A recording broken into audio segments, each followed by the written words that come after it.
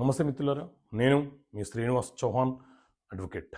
మిత్రులారా, వివాహ సంబంధం ద్వారా ఆస్తుల మీద హక్కులు వస్తాయా, లేదా రక్త సంబంధం ద్వారా ఆస్తుల మీద హక్కులు వస్తాయా? ఈ విషయాన్ని ఒక కేసు ద్వారా తెలియపరిచే ప్రయత్నం చేస్తాను. మిత్రులారా, ఒక వ్యక్తి తన పేరు మీద ఆస్తులు ఉన్నప్పుడే అతను ఎవ్వరికి వీలునామా చేయకుండా, ఎవ్వరికి సేల్ డీడ్ ఇవ్వకుండా, అంటే ఎవరికి అమ్మకుండా, గిఫ్ట్గా చేయకుండా అతను మరణించాడు.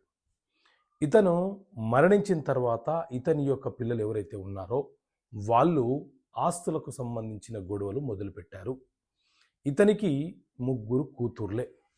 ముగ్గురు కూతుర్లలో ఇద్దరు కూతుర్లు ఒకే వ్యక్తిని వివాహం చేసుకున్నారు. మరొక కూతురు మరొక వ్యక్తిని వివాహం చేసుకున్నారు.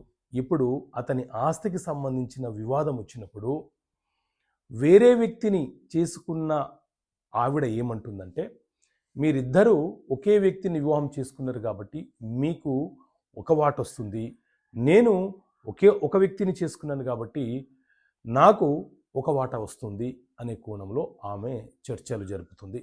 మరి చట్టం ఏం చెప్తుంది అంటే మిత్రులారా, మన దేశంలో హిందూ వారసత్వపు చట్టం 1956 అమలులో ఉన్నది.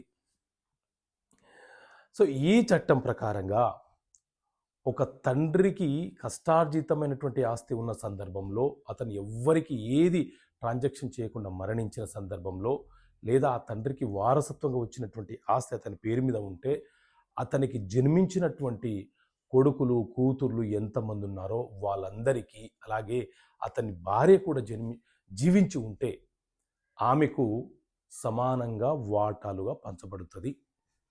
ఈ కేసులో ఇద్దరు అక్కా చెల్లెలు ఒక వ్యక్తిని చేసుకున్నంత మాత్రాన వారికి ఒకే వాటాగా ఆస్తి విభజన చేయబడదు.